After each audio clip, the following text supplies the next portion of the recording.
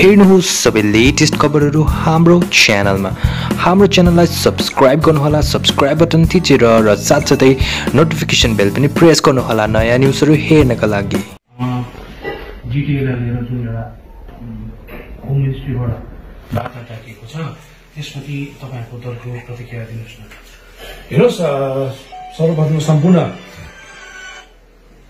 त सम्पूर्ण भारतभरि छरेर बसिरहनु भएका गोर्खा जातिलाई गोर्खा जनमुक्ति मोर्चा केन्द्र समितिको पक्षबाट अभिवादन टक्राउँदै है। र विशेष जुन चाहिँ 7 तारिकको वार्ता छ यो हामीलाई लाग्छ ठूलो कुरा होइन, यो हुने नै थियो किनभने यो जिटिए एग्रिमेन्ट अनुसार यो जिटिएको रिभ्यू मिटिङ भन्ने एउटा यो शेड्युल्ड मिटिङहरू नै हो है। तर आश्चर्यचकित चाहिँ अहिले किन भयौं भन्दाखेरि अनि यो किन इम्पोर्टेन्स चाहिँ पायो भन्दाखेरि तपाईलाई थाहा छ विगत 2017 सालमा जब यहाँ गोर्खाल्यान्ड आन्दोलन चलिरहेको थियो त्यसताकमा केन्द्रीय गृह मन्त्रालयले एउटा चिठी पठाएर तपाईहरुले आन्दोलन स्ट्राइक विथड्र गरिदिनुहोस्, आन्दोलन विथड्र गरिदिनुहोस्, हामी 14 दिन भित्रमा त्रिपक्षीय वार्ता बोलाउँछौं भनेर भन्नुभएको थियो। र आज त्यो 14 दिन आइपुगेछ है।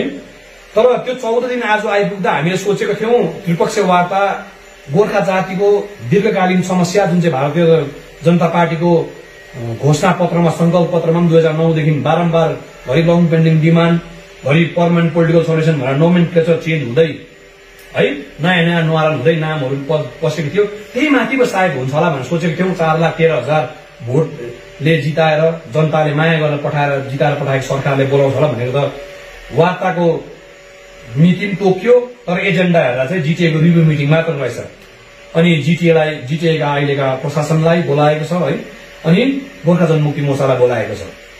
अनि फेरि यसमा अर्को कुरा तपाईहरुले के याद गर्नुपर्छ भन्दाखेरि 2017 मा पनि जब अल पार्टी डेलिगेसनले बारबार अल पार्टी डेलिगेसन होस् या तत्कालीन गोर्खा जनमुक्ति मोर्चाको नेतृत्वको डेलिगेसनले होस् केन्द्रीय गृह मन्त्रालयमा गृहमन्त्रीलाई भेट्दाखेरि तपाईहरु स्टेट गभर्नमेन्ट भएर आउनुहोस् भनेर बारबार भनेको कुरा तपाईहरुलाई मलाई थाहा छ। र यो पालि यो पत्रमा तपाईहरु एउटा कुरा हेर्नुहोस्, गोर्खा जनमुक्ति मोर्चालाई पत्रचार चाहिँ डीएम ले गर्छ भनेर लेखिएको छ मुनि है। चीफ एक्जिक्युटिभको रिप्रेजेन्टेटिभलाई चाहिँ प्रिन्सिपल सेक्रेटरीले गर्छ भने मतलब बंगाल सरकारले नै बोलाउँछ तपाईहरुलाई भनेर लेखेको। खास गरी भन्नुपर्दा चाहिँ त्यसले गर्दाखेरि यसले के पुष्टि हुन्छ भन्दा हामीले जनतालाई बाबा भनेको थियौं।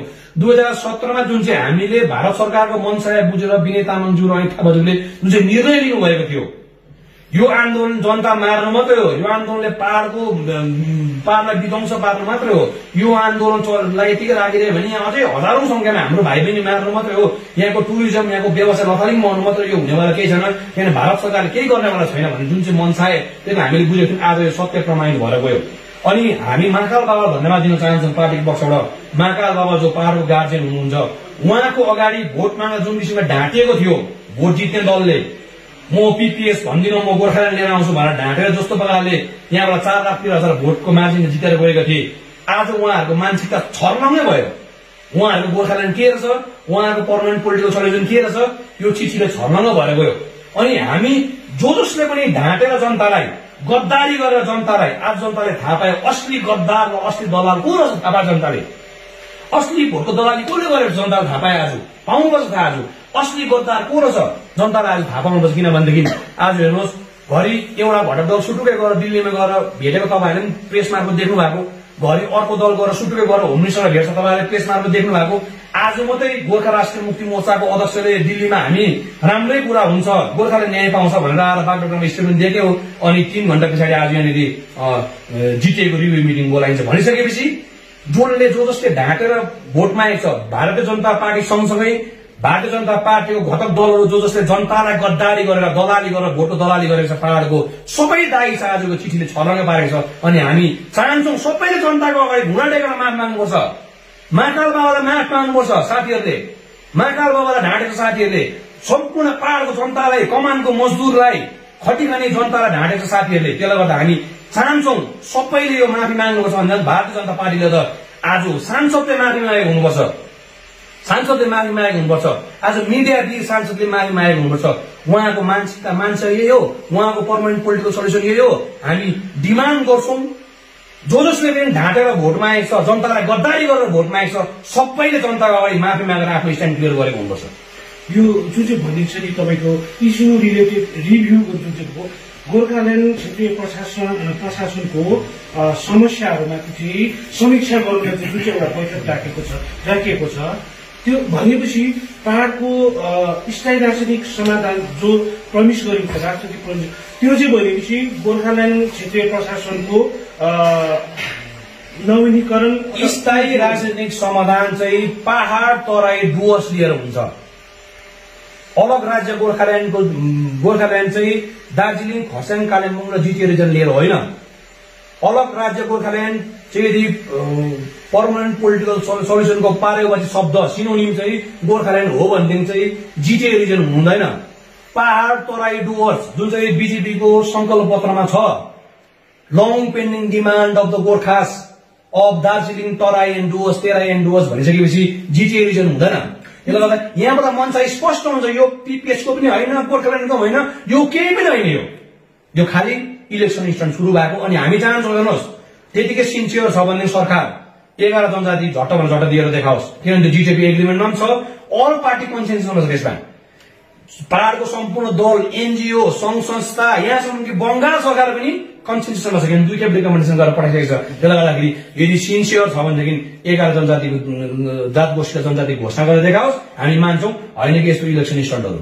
यो चुनाव अवधि चुनाव आयोगले गोर्खा जनमुक्तिलाई दुईवटा खेमामा विभाजन गरेको कुरो सर्वविदित छ।